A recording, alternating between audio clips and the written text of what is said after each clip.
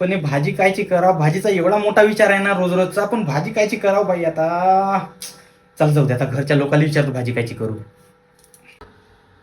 ए पोरा, ए बाबू, ऐक ना, अरे भाजी कायची करू सांग बरं.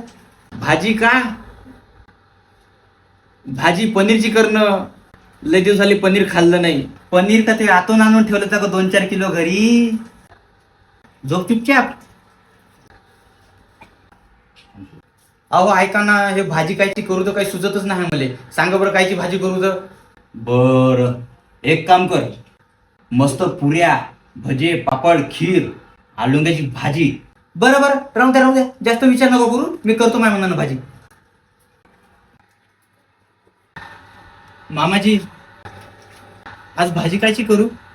भाजी का, बनव ना बाई, तू असं म्हणणं काहीतरी चांगली. नाही ना मामाजी.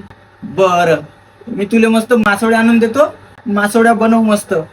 आज माने का उपवास आहे, मला हात लावायला की जमत नाही आज. मी करतो मामानं भाजी.